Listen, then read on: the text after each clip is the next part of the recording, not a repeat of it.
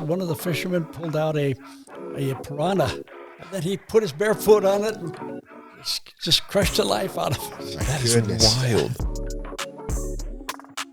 Dude, it's so fun to finally have you on here. I know, it's great to be here. So, for those of you guys who don't know, Justin, well, one, you're in college. How's college going? It's going great. I'm loving it. It's a great community. It's such a different thing from high school and middle school. I know everyone will tell you that. A lot of people don't give you enough credit and a lot of freedom in high school and middle school, and in college you really get that. Like, you'll make a choice and you'll realize it's fully your choice. You have that kind of freedom to make those choices, you know? Yeah, that's cool. And you're at CSU? Yep, freshman. Fort Collins, freshman. It's cool. Well, what I was going to say was it's sweet because we interviewed Sammy last episode, and you met with me and Sammy before all of this started just to try to lay the foundation. So it's fun to finally be like, hey, you're down one semester in college and we finally got you on. So it's good. It's good. Man, I like your insight about college. It is your own. Hey, every decision is your own thing. It's very true. It's good. You guys doing anything fun for Christmas?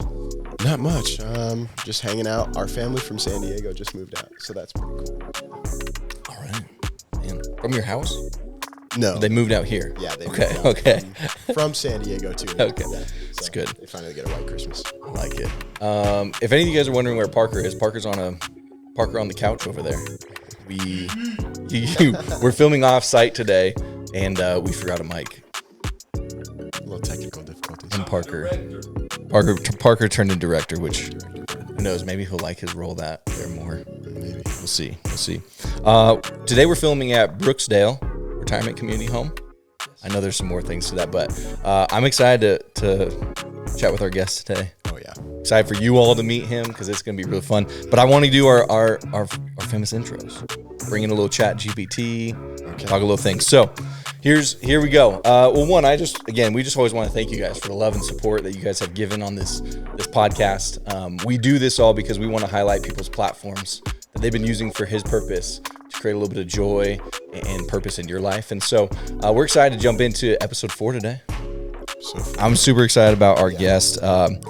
So our guest today was born in 1933 and had the privilege. I got to finally meet him in 2017, which is a long way from birth.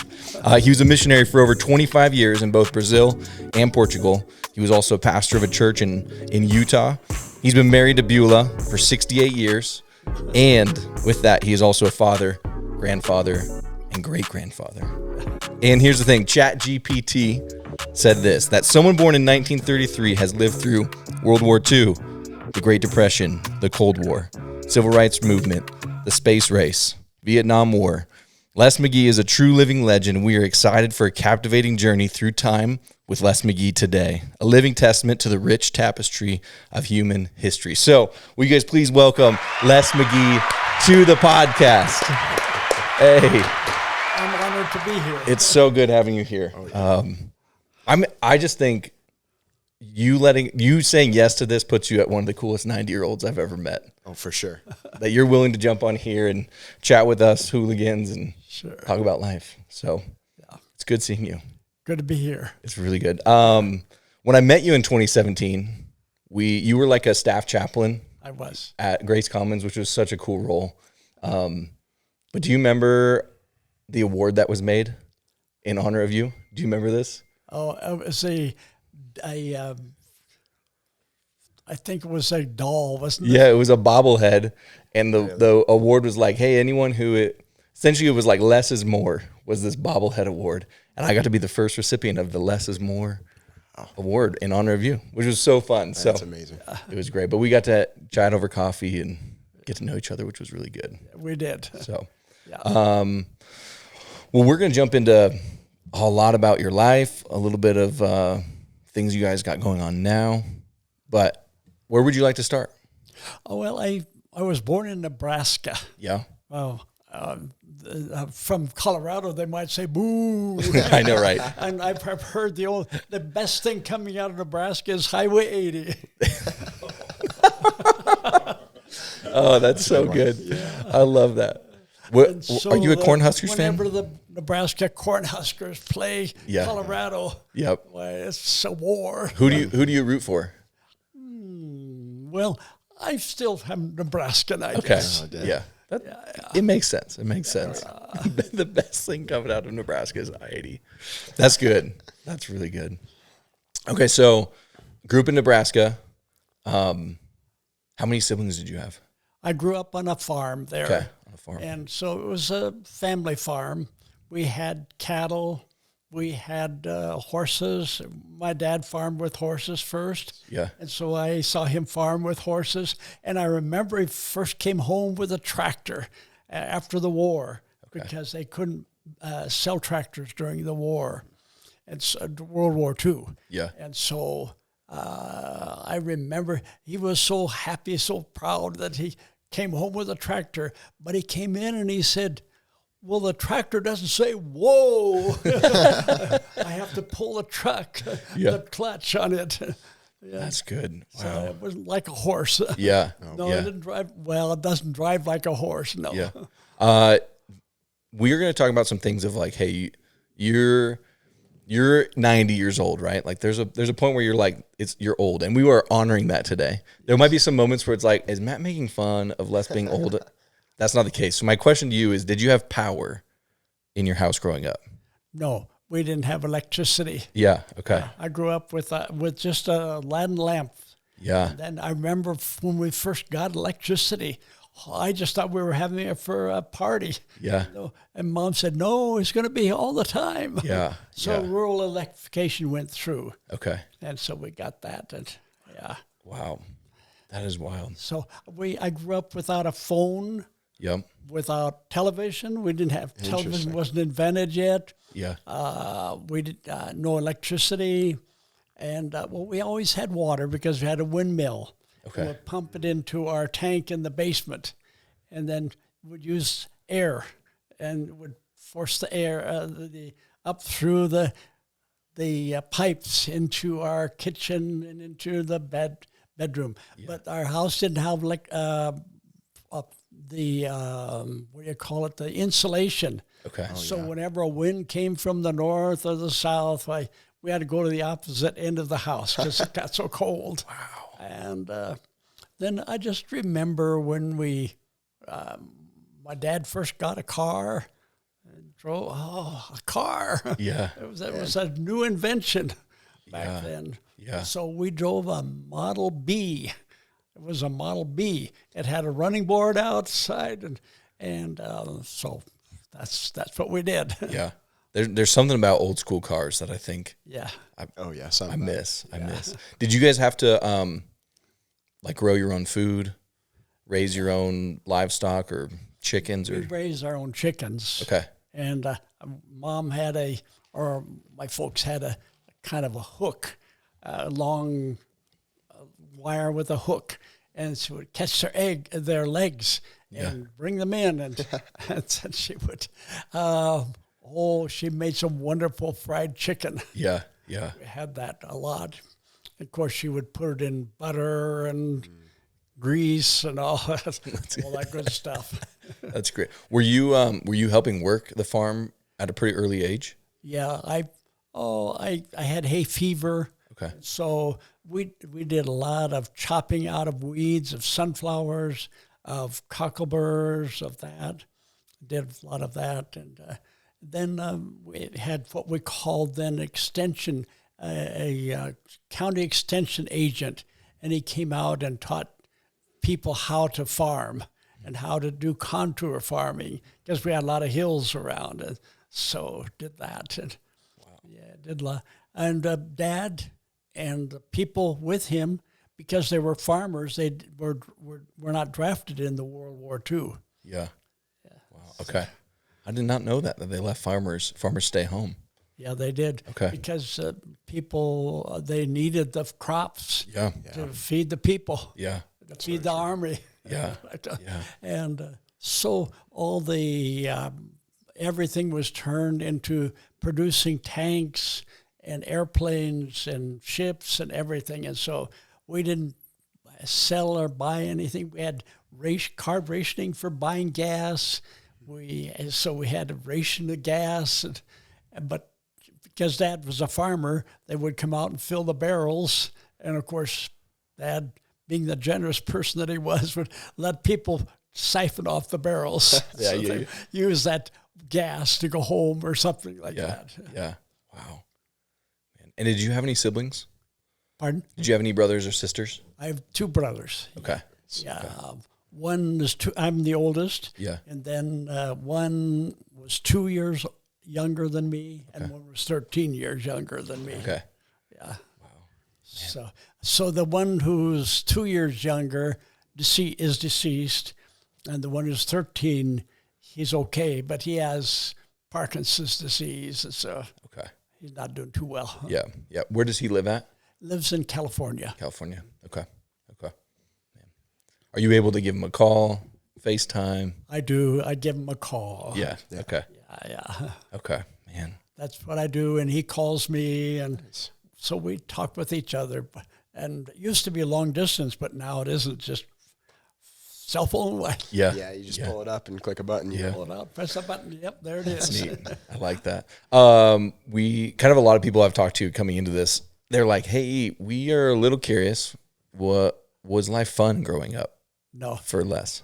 Or just even in the 1930s? no, that Yeah.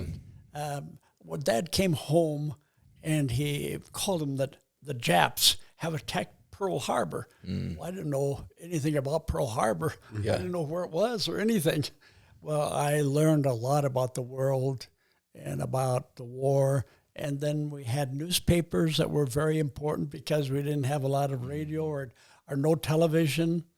And so when the newspaper was delivered every day, and there was a fellow named Ernie Pyle that wrote about the war and about the troops and about everything he saw. And so I remember reading that. And so he was quite a writer about that. Yeah. How do you think growing up in kind of a world of war formed your life for the years to come? It made me kind of frugal, a lot more. I'm not as frugal as some people that were more adult. Like we took a church in Ogden, and the people still washed out the communion cups then and reused them. I thought, why are they doing that? Yeah. And if they were plastic, they'd be thrown away. We didn't throw anything away. And butter was rationed, and everything was rationed. So you had to go to the store and you had a ration card, and you bought everything. It was rationed. Yeah. Yeah. So But there was since we always lived this. on a farm. Why we could have our flour and stuff. We raised a lot of wheat, and so we made a lot of flour that way. Yeah. Yeah. So it sounds like there was kind of always this looming sense of reality outside the farm. It of, was of what's really going on. Because even though we lived on a farm, it was near town. I mean, close enough to town that we still had blackouts. Blackouts was when you had to turn all the lights off. Yeah. And you practiced like the Japanese or Germans were going over our town. Yeah. And we had an Air Force base, which is now it's closed, but we had an Air Force base there. Yeah. We had airmen there. What was the kind of the response from your parents' age? Because they had lived through parts of World War I. Yeah. And so now they're kind of reliving another version of those. What was kind of the story that you saw from them, or? I just saw a real interest in them, but they couldn't understand why Germans were, especially, and like my wife is from a German community in northern Iowa, and she remembers how when they would want to speak something that they didn't want her to understand, they would talk in German. Her parents would, and so they would say something in German. But you never learned German in World War II. Yeah. Which, speaking of Beulah, 68 years of being married is a long time. That is a big deal. Yeah, so she's been very patient with me. Yeah. For giving me a lot. That's good. Well, just a congrats on that. That's an achievement of it itself. It's a big deal. So, is that kind of what your life was like growing up? On a farm? On a farm with I the will looming. say out in When I was born, I was out, and we had some land. We had a couple horses. What were your horses for? Did you have them for racing or for show? Just for pulling in. Just for pulling. That makes sense. Like Yeah, we had a machinery, couple. Yeah. Or I can remember when they used them donkey. Mm-hmm. They hooked up and took hay up into the top of the barn. It was called the hay mow. Okay. And so it would be on a pulley going up there. You would put ropes down and a pulley on the rack because you hauled the hay in on that. And so then pull it up, and then it would catch on the rail up at the top, and it would go right on in. And then you had a rope on the bottom. It was called a sling, and you would pull that, and they dump the hay right there. Dang. So that's where I love to play. Yeah. Up into our barn, play with the hay mow. Yeah. Yeah, our land was not that cool. Right. I just even thinking of like, man, for food, you know, I grew up kind of in a little neighborhood. It's like we just pop something in the microwave. Yeah, I mean, and that up, you throw a Pop-Tart in. Yeah, this is we not. didn't have a microwave. No, no. Because they weren't invented. Yeah, Yeah. yeah. And so I remember we stored a lot of food down in the basement because it was cooler down there. And my mother loved to can, and so she would put peaches and vegetables and stuff in the glasses or jars. Okay. They would put them downstairs, and she'd seal it with a wax at the top, and so air wouldn't get into it. Yeah. And living on a farm like that, we had lots of food. We had all the chicken we could eat. We had all the milk we could drink because we had milk cows, and so we just had milk and but they would still have to buy groceries and have to take a ration card down. Yeah. Buy that. Do you have we'll keep it in the 1900s, but do you have a favorite invention that came around? Oh, might be the phone. Maybe the phone. Know. Okay. I don't know, a computer. Yeah. I still remember that for the church, I had to write out on a yellow pad justifying why I needed a computer.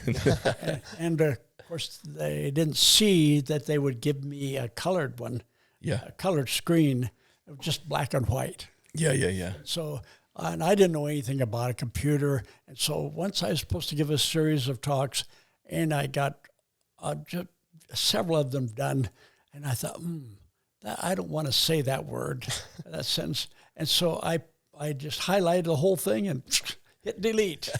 It all went away.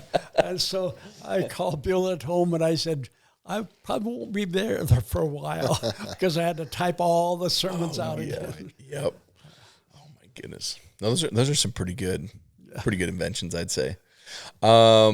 You know, I know that you're in a place now where if you look at your life, and we'll get to more of this stuff in a little bit, but Jesus is a big part of why you've lived the way that you live. So what did faith look like growing up on the farm? I remember when we first went to church. Yeah. I was grown. We went to a church before that just told Bible stories and didn't tell people how they could know the Lord and follow Him and all. And so I can remember when my mother, first of all, became a Christian in our family, and how I came by the bedroom, the door was open to their bedroom one day, and I was just a kid at home, and I remember her kneeling and praying for me and for my brother, because there were just two of us at the time, and so that really impressed me. And then I remember one morning when I was sitting in church, the folks had gone to another church, and the mom said, I'd heard the pastor's really good up here. And so that's where I found out afterwards, our neighbors had been witnessing to them. And so they went, and Mom became a Christian first and in our family. And I couldn't understand what, I said to Dad, what's happened to Mom? I don't know. Yeah. Son, either. So I just listened, and so it was one Sunday morning when I received Christ into my heart, into my life. And at that time, if you wanted to, if you could, then we went up to the pastor's study. after church. And so I just was with him. And they didn't have the baptistry in church because it was a congregational church. And so they brought a tank in the bottom, in the basement. And so I went down there and I was baptized. Yeah. Fun. That's great. So that's how Christ came into my life. Yeah. And then I became a follower of Christ after that. And so that was important in my life. Yeah. I can remember that change in my life. And Mom still carried some of the old stuff from her life. And what was a sin to her was just something from her old life. It was represented a sin. So we grew up not dancing, not playing cards or anything. But now that's in the past. But anyway, so that was not a part of her life and not our life. And then Dad became a Christian too. She couldn't understand why he wanted to work on Sunday. He would farm and say, well, if the weather's good, I'll get out and do the crops. Yeah. And so you need to trust God. So after a while, Dad became a Christian too. And then our whole family became a Christian, a follower of Christ.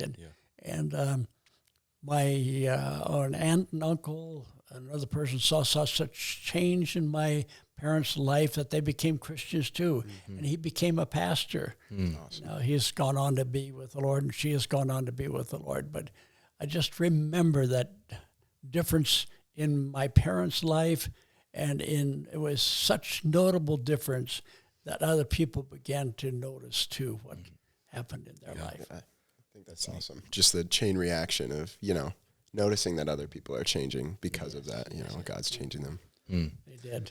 I'm curious, you know what, we sometimes hear this now from people is like, how do you follow Jesus when so many bad things can be happening in the world? And I just think of the time frame that you're growing up in. Was that a narrative or a message that people were talking about? Is like how in World War II or the following wars after, how can you believe in Jesus when this is what's happening in the world? Was that ever a point of conversation or things you guys talked about? It wasn't a point of conversation. You just followed Christ. Yeah. Whatever was happening in the world because you wanted to follow him. Yeah. And you followed him. And so that's where I dedicated my life to follow God. And so eventually I just felt an urge, a call or an urge to become a missionary. And that's how I made my dating. Yeah. I would ask a girl that I was dating, do you want to go to a mission field? Because that's where I'm going. Yeah. And that's great. So Beulah said she did too. I love that. That's great, man. We're going to get into the mission stuff, but we're going to jump into we kind of have a reoccurring segment on here. Okay. All right. And we're going to bring you into this. We want to know your thoughts. This time, the question was on Instagram. It was, if you had a time machine, would you rather visit the future or the past? And I'll let you know if you agree with the majority of people. But Justin, did you vote on this? I don't think I did vote on this, but I mentally chose. Okay, well, which one are you choosing, the future or the past? I had to choose the future. Why? First of all, one of my favorite movies is Back to the Future. I want to be Marty McFly flying around on a hoverboard, that sort of thing. We were supposed to have them now, so I kind of want to rush the segment along, get the hoverboards already. Okay. I think it'd be cool to just see where we go, Everything now you can think of, we learn about history and all that. Not that it's not important or relevant, but just that I think seeing something completely new in the future. How much we're evolving today. Yeah. Like if you think of 20 years back, the iPhone just wasn't a thing. Yeah. Les, what would you land on, the future or the past? Which one would you visit? Well, I'm kind of torn between because I look at the past, but I think of the future a lot. And I know I don't have much future anymore. I did at one time. Yeah. I was younger. Yeah. And so I could look forward and I could have plans. But now as I look, I wonder what kind of a world my great-grandchildren will grow up in. I think about that sometimes. Yeah. And I think about all the inventions in my life and how it's become easier. But then sometimes inventions are used for bad and not always for good. Yeah. And so a lot of things can be used for the bad. I mean, like a person can get behind a wheel of a car, for example, and be drunk Yeah. and kill somebody. Yep. And so that didn't happen Yeah. back then. Yeah. And or you can go on a vacation someplace. You can go places you never dreamed of going. And so it gives you give you a certain liberty Yeah. of going, of doing. It's good. That's really good. All right, what'd you say? I chose solely on the fact that I didn't want to visit the past because of just the basic, like they don't just, it's so easy to get food now. It's so easy to just, if I need water, we don't need to like go to the river, boil over a campfire to purify this water. Like because I would love to go like back to medieval times and see what that was like. And I was also like, and people got just tortured in horrible They might also call you a witch. Yeah, so that'd be a giant, and they'd put me in prison just for people to look at. No, so I think I'd choose the future, and similar along the lines of just like, hey, where are we going? What is life going to be like for people after me? And who knows? Maybe I can steal some invention and do it now. You know? Yeah. I've seen people wash their clothes in the river and beat it on rocks, and I think, well, that's really a hard life. Yeah. And just it's easier to have a wash machine. Yeah, I mean, you just throw it in. Just throw it in. That's good.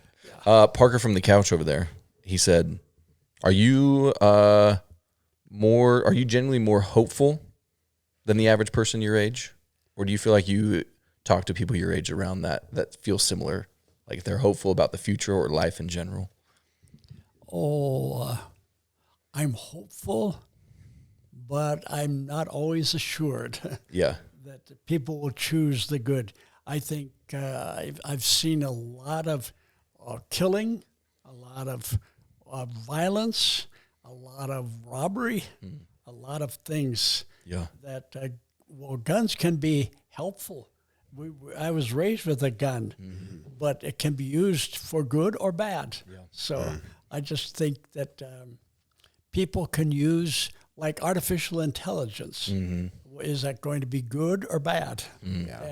And like I heard a person say the other day, well, it could be chosen for the good or the bad. So I think that the world is full of evil, and so there are evil people who can choose to do that. I lived in the time of Hitler. Yeah. And Hitler, I guess he's the kind of the personification of evil. And but I've lived in the time where science has done wonderful things. And so it can be used for good or bad. Yeah, that's good. That's good. I think it's really neat, just in the whatever 20 some minutes we've been chatting. I think the optimism that we hear you kind of speak about the future and some of the things you've done. We haven't even talked about a lot of your life, but I think that's something that just is worth just kind of celebrating, of like, hey, you're 90 and there still is this sense of optimism even when looking at all the things you've lived through. So it's what do you think like leads to you choosing that lens to look at through life? I often prayed, Lord, help me never to stop growing. Help me always to grow. And so that's what I want to do yet, to grow and learn and be different than I was a year ago in things that I learned. That's good. By knowing the Lord, there's something always to learn. That's true. That's really true. On our way here, I asked Justin, I was like, what are you excited to chat about? Do you remember what you said? Yeah, so I was really excited to ask about, the mission side of your life, where you've traveled, what you've done there, that's kind of... Well, the first time I flew was to the mission field. Okay. So that was a new experience, getting on a plane in Minneapolis where we scraped off the frost from our windshield to go to, and then we ended up in Florida. So there wasn't any frost down there.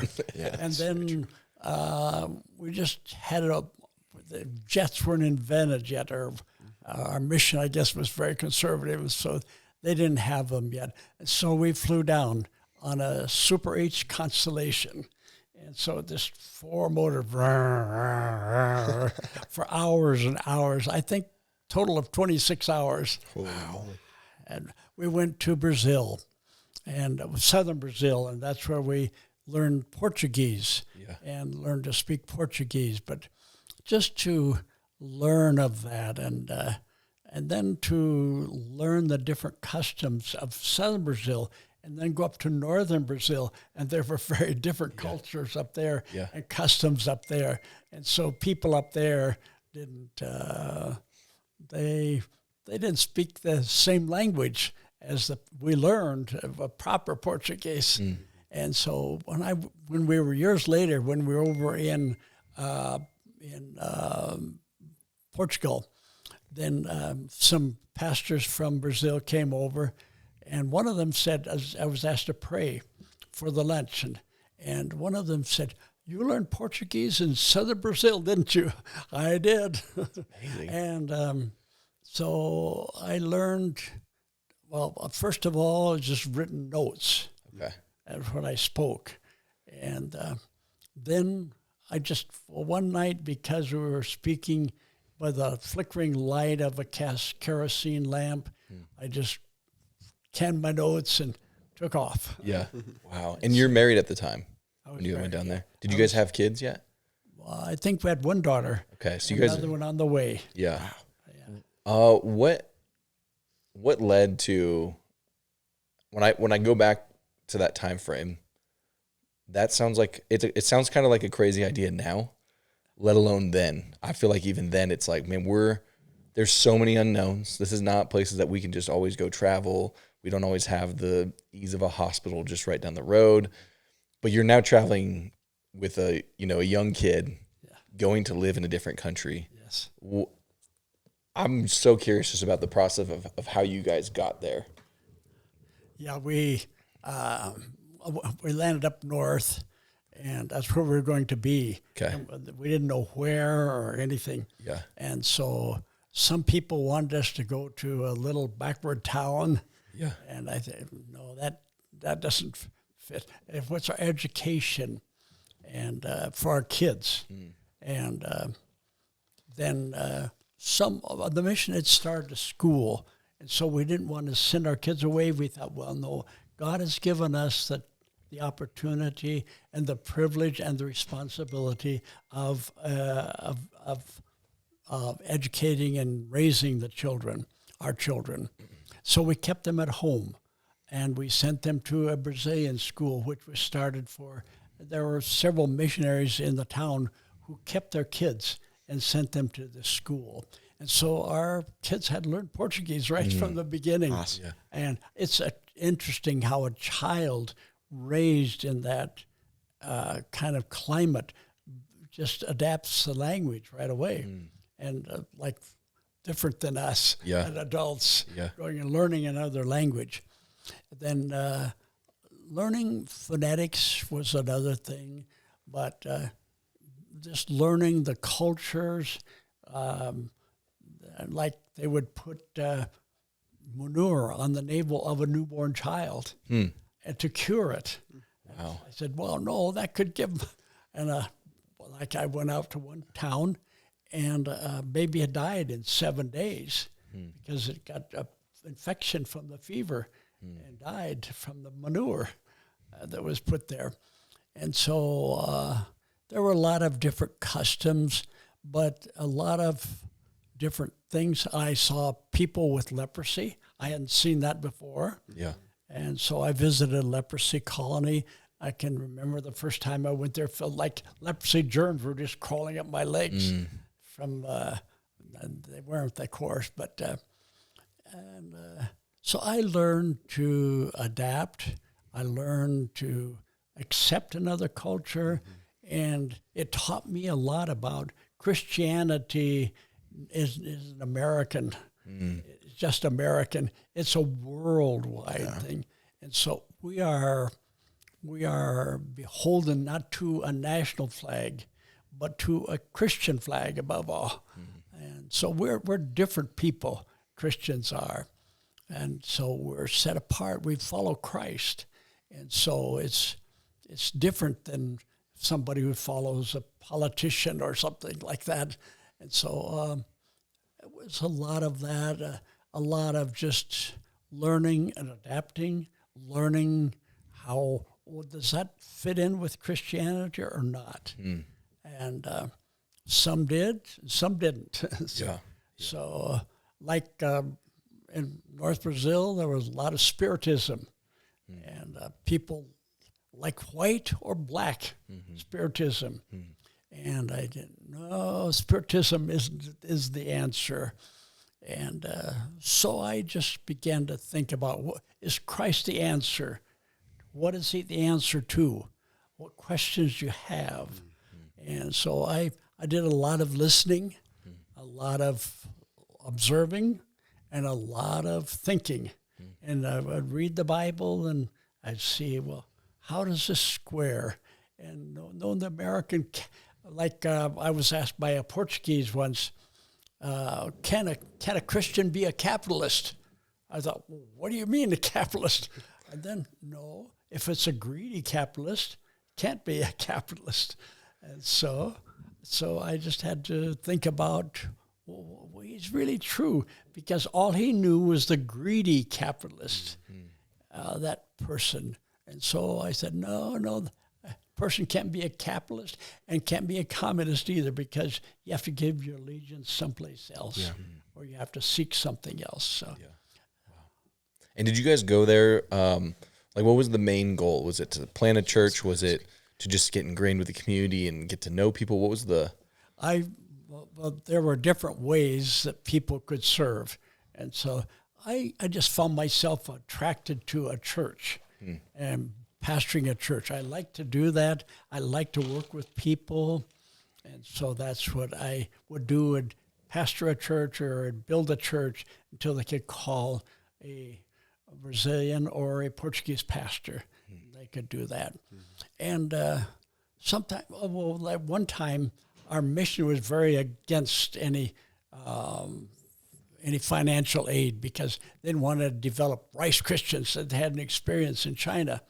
And so rice Christians were, and so I thought, well, how could we ask these people, these pastors, to serve then in a little place and where they don't get paid for their work? And so I began to think, well, the people are looking, they want us to pastor a church, and so are we charging anything for what our services are? And so I told our people, I said, I won't keep any of the money, but I will just send it on, whatever you give me, I will send it to the other Brazilians who will decide where it should go. And so that's what I did. It's part of what, looking at things and looking how, because some would just be indignant at pastors that would want to have money to support their family. And I thought, I just looked at it with different eyes. I saw people that needed a salary, needed to support their families and give them a decent living. And so that's one of the ways that I got around the. So I didn't give my money directly, but the church could give their money, because they were supposed to be supporting us anyway. Because how could we teach them to support us, support any pastor, if we didn't charge them for our services? Yeah. So you mentioned how like you kind of filled in at churches like until like a Portuguese pastor or something out there. So does that mean like you were moving around to a lot of churches? Like, did you see a lot of churches? Yeah. And I built up a church until they could call a Brazilian or a Portuguese pastor, and then I would move on. Yeah. Can you still speak Portuguese? I do, yes. Sim, senhora. Yeah. So great. Falo português. Yeah. I love that. And then Portuguese Brazil had a lot of immigrants, and so a lot of Italian. Mm. And so they would say ciao. Yeah. Yeah. Wow. That's really. How many languages do you know? Is it those two? Do you know Portuguese and English? Yes, that's Okay. all I know. Yeah. And I could understand enough because it was common language of Spanish Yeah. that I could interpret.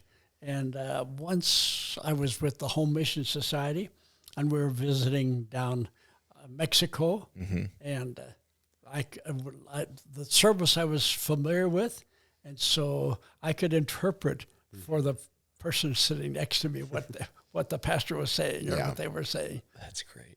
Wow. What would so you spent around 25 years doing mission work, Yes. and this is a big kind of. I feel like it's a big ask, but are you able to sum up maybe what you learned about Jesus in those 25 years of like, hey, when I look at that time from my life, this feels like the biggest takeaway that I learned about him, or ways I saw him work in my life or my family's life? One thing that I learned was the fact that it doesn't make any difference where you serve Christ, because I was thinking I should be a missionary the rest of my life, and then I struggled with that decision for probably a year or so, and then it was just like God said to me, "Well, you don't have to follow me here; you can follow me anywhere." And so that's what I did. And coming to Utah, I didn't think I'd end up in Utah ever. Yeah. And so that's where I ended up in Utah. And I thought, well, I can follow Christ here. Yeah. It doesn't make any difference where you are because it's without boundaries. That's neat. That's good. As I was thinking about, I originally asked, like, what made you guys move there? I was also thinking, and you can correct me if I'm wrong, because I'm assuming some things, but I think you grew up in a time frame that was really challenging, right? When you were living on the farm, it was hard. And you almost learned to trust God in a way of life is chaos. We don't know anything about to happen. And you fell in love with Jesus in a time frame like that. And so almost my assumption here is moving to Brazil, Portugal to do mission work almost felt less crazy than this concept of I'm going to just believe Jesus is good amidst all this crazy war happening. You're like, I got comfortable following Jesus in the unknown. Is that a fair assumption of maybe how you kind of jumped into missions in a time that wasn't as... Probably at the time, I wasn't thinking of the world, but I was thinking of following Christ and of being where he wanted me. And so at that time, I think following Christ was like, finding his will was like, kind of like, I thought, kind of like a needle in a haystack you had to find right. Yeah. And I thought, Then I read a book that really was impressive to me. It's that you can be in this pasture, and God isn't specific about every tuft you should eat, but anywhere you want within this fence, you can have it. You can eat it. And so finding the will of God didn't, at first was like finding a needle in a haystack. And then I realized, no, it isn't like that. That's neat. While we're kind of talking about this mission field, we have we always do another kind of reoccurring thing where we do an Instagram deep dive. For you, I did a Facebook deep dive. And so Parker we're going to start with one picture, and then we'll jump to a second one. Do you want to bring that over so Les can see? It's right. You can hop in the shot too, Parker. And then Justin, I'll let you. Yeah, tell us what's going on here. That was a church in Portugal. Okay. Yeah. And that I'm assuming that's you and Beulah in the middle there. Yes, it is. Okay. You got your turtleneck suit on. Oh man. And so I remember that very well. That's the church that I pastored in Portugal. Okay. Yeah. One of the churches that I worked with. And I also worked with the youth of Portugal. Oh, cool. So we went all over Portugal, and they wanted me to do street meetings. And Wow. I said, why would why would an American want to speak on a street? Yeah. And I guess they thought my Portuguese was okay. Yeah. And so they put me there. And so I was everywhere, and you could see that in this picture there are a lot of young people, and so I worked with a lot of young people, and a lot of them became pastors or leaders in their churches, and so kind of I discipled them, and that is one of the things I really look back on that I really enjoyed, discipling and just being with other people so they can see my life and ask questions or whatever they wanted to do. That is neat. I love that. We got another picture for you. I love this picture of you. Do you remember this moment? I do. I went once on a fishing trip. A person asked me if he's a rich Brazilian, wealthy, and so he had his own plane, and wanted to know if I wanted to go with him. So I flew up to the interior of Brazil, and there I went fishing on a river. Nice. And I thought, crocodiles, they were all around. And there was one of the fishermen pulled out a piranha. I thought, wow. Isn't that It was fun? chopping its jaws like that. And then he put his bare foot on it and just crushed the life out of it. My That is goodness. wild. And guy. then we came back at night, and I just saw the crocodile with the red eyes. Yeah. I guess we don't want to go there. Yeah, no fishing there. And but then I remember that night looking up at the sky as the stars were coming out. In northern Brazil, it's kind of like the tropics. And the stars were coming out, and I said, isn't this awesome? I know God. And he said, I don't even think about that. And it was just too big a world for him, too big a universe. And I just could lay there and I could listen to the birds in the distance as they would, the wildlife, and just listen and be quiet. And I just laid back and looked up and I remember that night so well. And then I remember being with these people and how watching some of them they would love to what do you call it, cattle, brand the cattle. Oh yeah. And so they would, one of them or a couple of them would grab a tail of one of the animals and just flip them. And then the other was jump on them while it was down, and they would take the hot iron then and brand the cattle. Yeah. And so I got to watch that, and then it said it would help a lot. They told me it would help a lot if one of them would drink some of their beer, or cachaça, they called it. We're very strong, and they would get drunk, and I go, well, I don't think I would want to do that. And I just saw them brand cattle, and then I could see one of the places where we fished was just like a crystal clear water. So you could just, like it was in a swimming pool or something. Yeah. And one of the streams was just so pure. And I could see, I want that fish over there. And so I'd just throw a lure in that fish's face. That's great. I want to get that one. I want to throw it in. And so we came back and had a fish fry at night. And that's where I ate my first crocodile. Wow.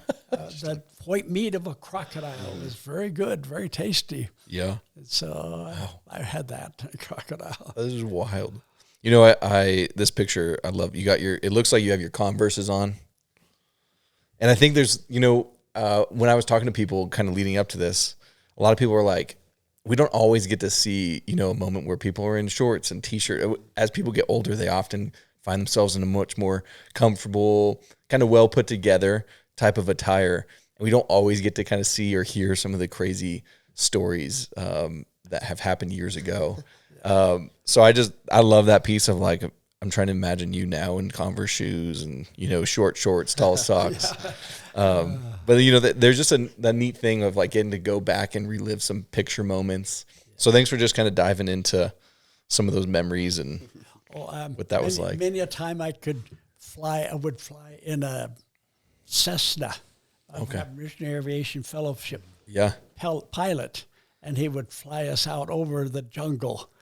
And then I remember one place we landed where he came over the trees and landed going downhill. There was a ditch in the middle, and so he jumped over that, and we went up and stopped just before we hit the tall trees of the jungle on the other side. Yeah. Oh, bloody stuff. And then when we took off, the stall horn was going all the time. I was glad when that stopped finally. And he said, "Well, we're out of there." Yeah. So they would weigh us every time, but just make sure that the plane could take us out. Yeah. It's just wild.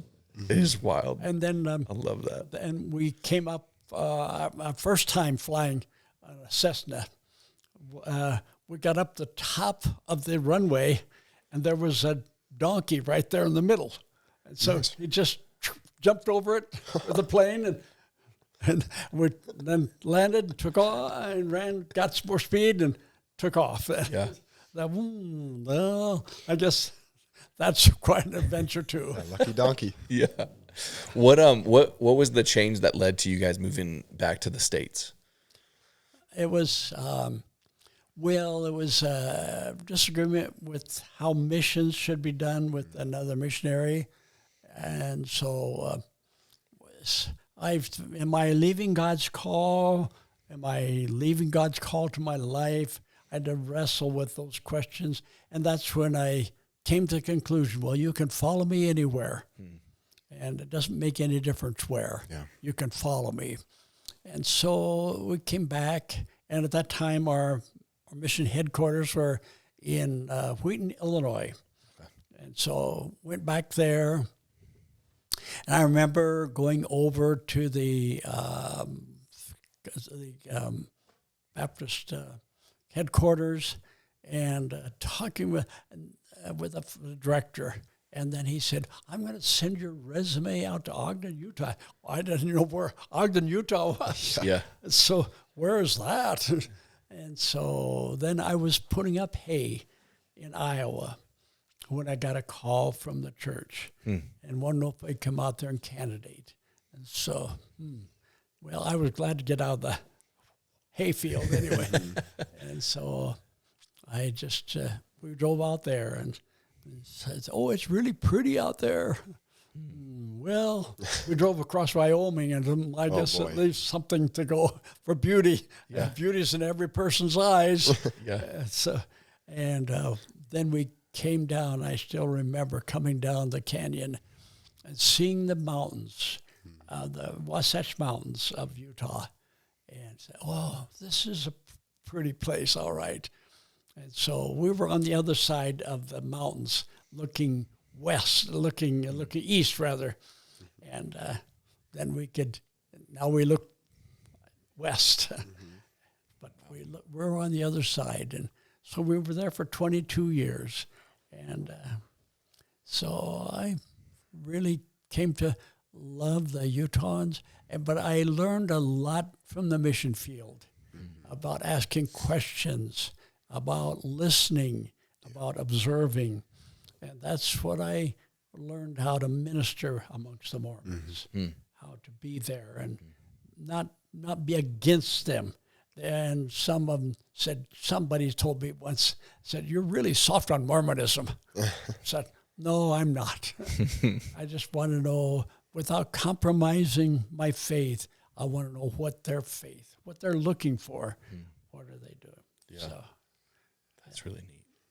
Wow. I think there's so much value in that of how do you see the person outside of kind of the things they might believe in or the things that they do. Of, yeah, I see the person here, and that's who I care about. We can talk about all of this, and we might disagree on all of this, but how do we keep the relationship piece going and not compromise things. I think there's so much value in that. You just look at a person as a person, and you accept that person where they are, and not try to remake them into something.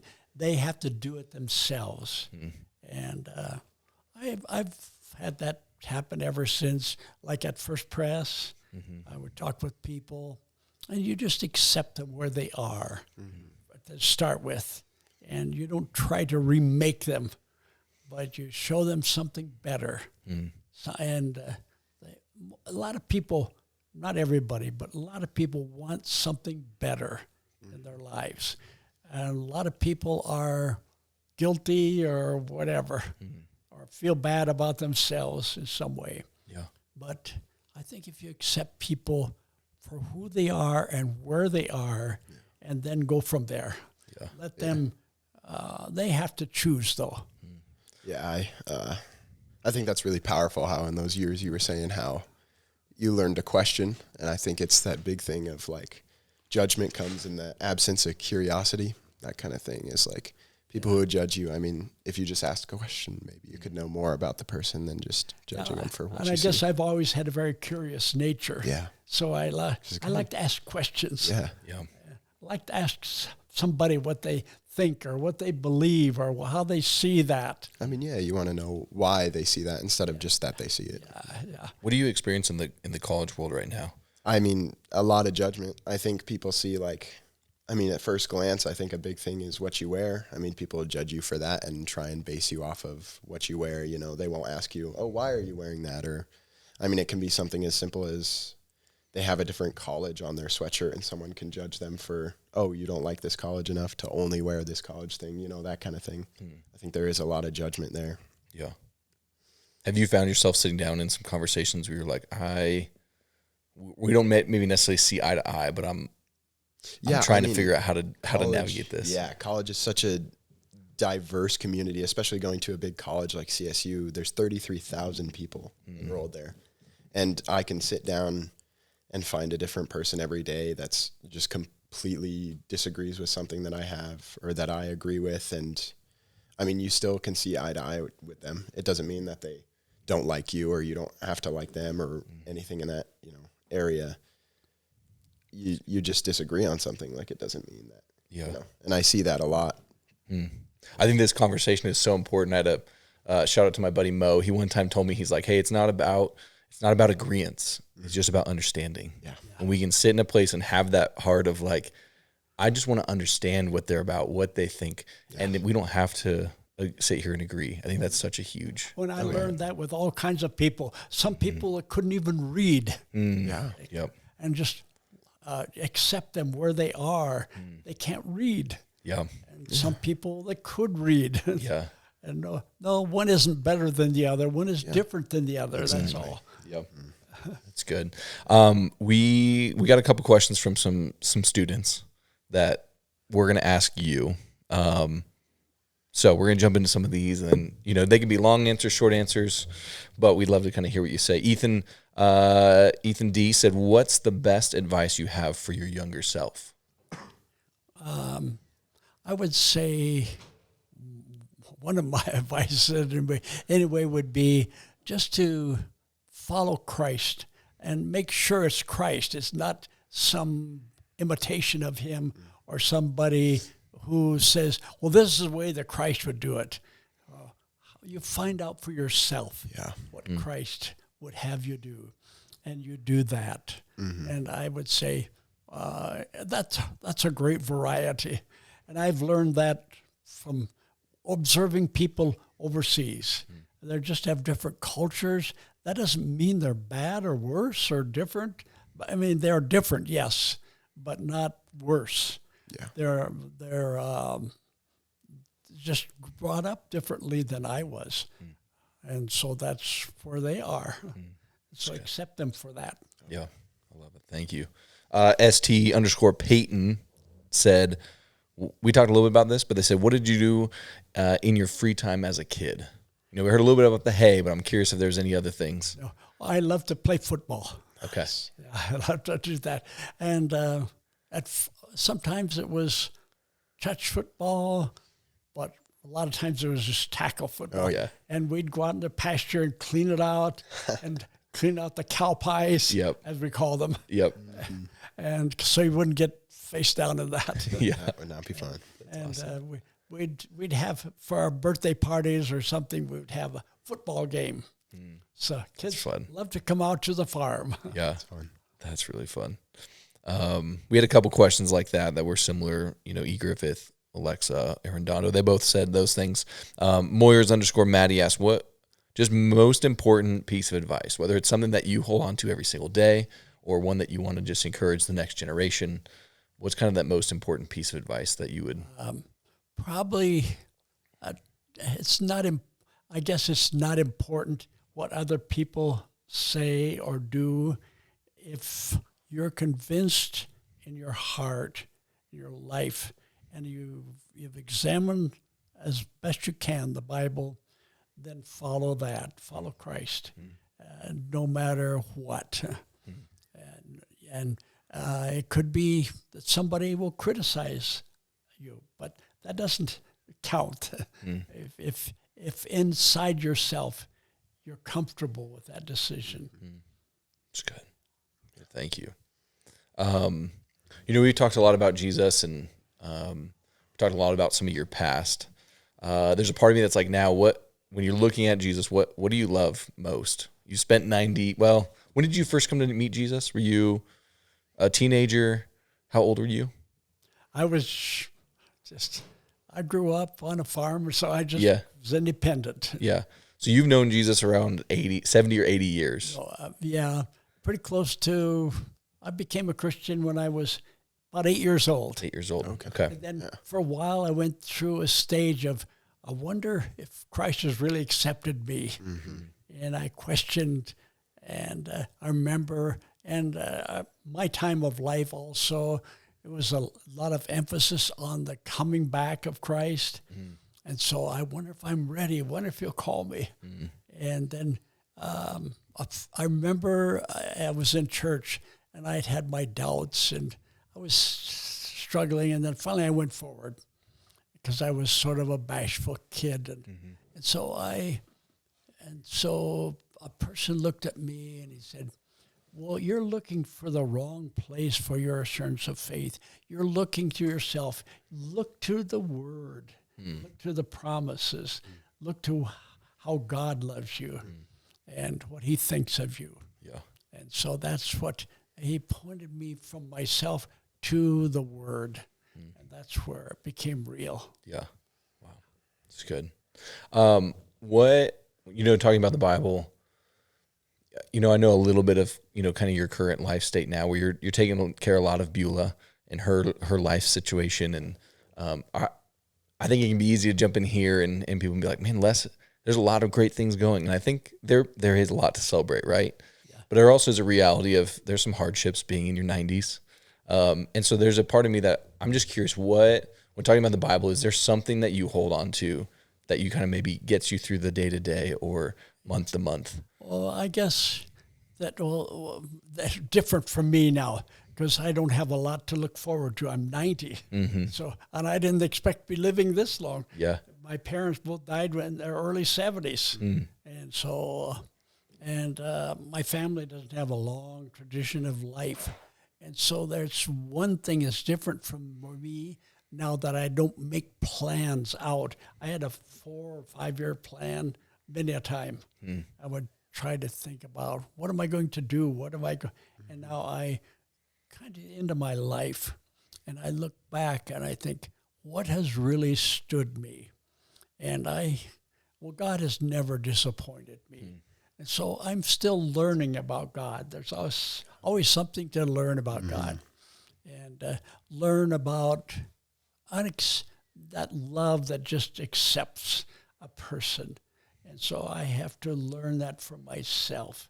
And so I make that one of my prayers.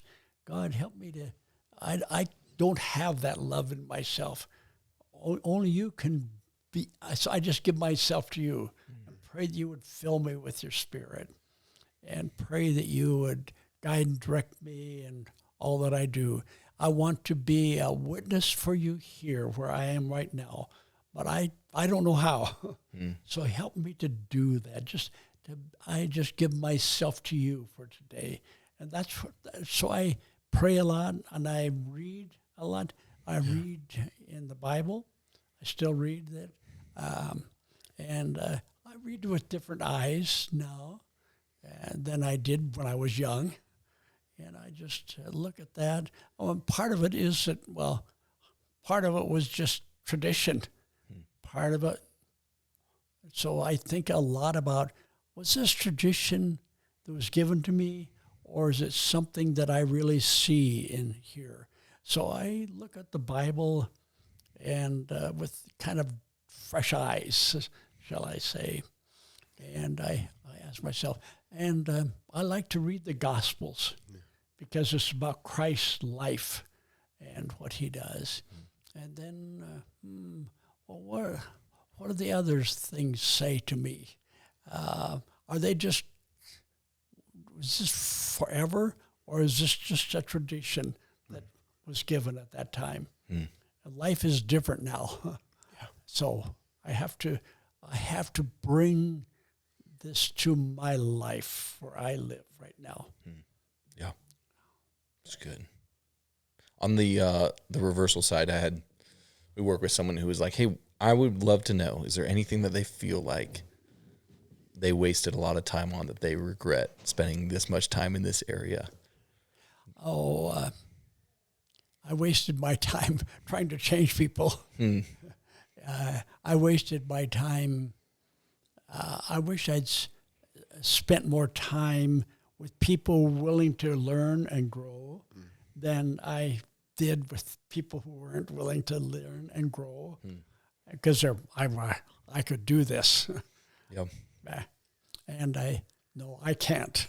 Yeah. Only God can make another person grow, and I can't. I might be able to persuade them, but I can't make them. There's a difference. And so as I look back, I think that probably that would be the thing. People, working with people, and how I would work with people. And I discounted too many people, I think. God's love is constant and real, and he loves people in a way that I don't.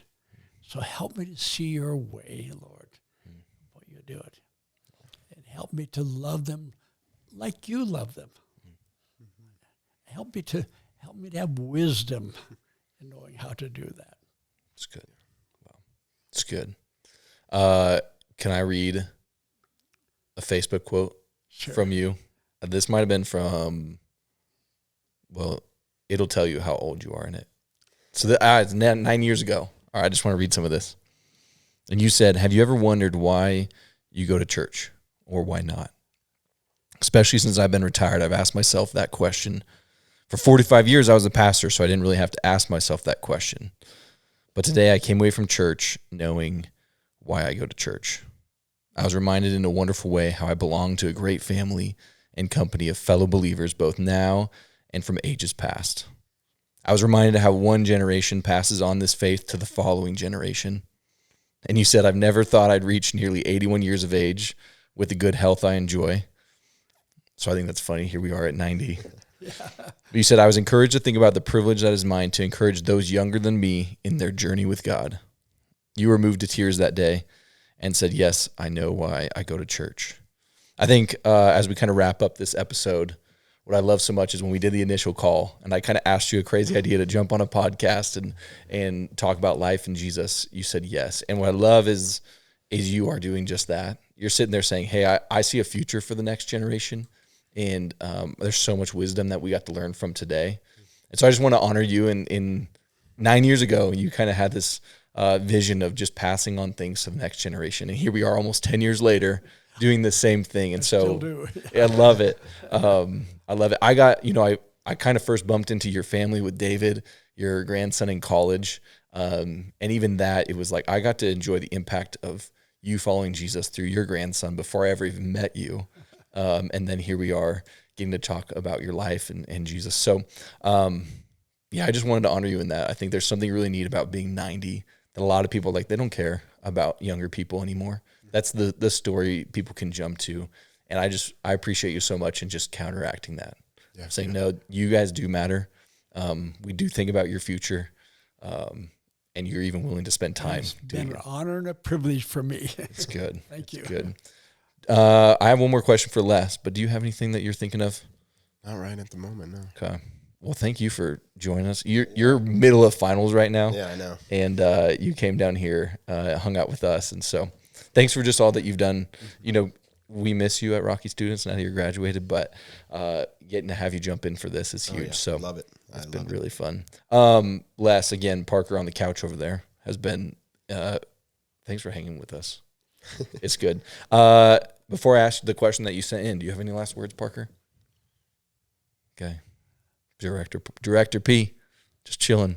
All right. My last question for you, Les, that came from Parker because I love it, is this. Is there a piece of advice that you would have for young people who are hoping to chase Jesus till they're 90? I guess looking back over my life, I never thought I would grow this old. That's a surprise. And looking back, I don't regret for a moment that I followed Christ, that I said yes to him. And so that's advice I would give to another person, a younger person, that a person will never regret saying yes to God. Mm-hmm. That's great. That's and good. follow him wherever he leads, because he loves you and he cares for you and he's given you abilities to use. So use them for the glory of God, and it will be fulfilling to your life too also. And you come to the end of the life and say, I'm glad I followed Christ. And I think when one steps into eternity, then that you'll hear that reception, well done, good and faithful servant. Thanks for that. And that's what I want to hear from God. Yeah. Well done, good and faithful servant. Yeah. That's good. Well, again, thank you for your time, Les, for your wise words. Oh, yeah. It's been really fun just to highlight what Jesus has done in your life and the stories that came along the way. So for all you who have joined us this far, thanks for tuning in. And we love Les. If you want to see some cool photos, check out his Facebook. But thank you again for your time. Justin, thank you for joining us. Of course. And with that, peace out, everyone. See you guys next episode. Okay.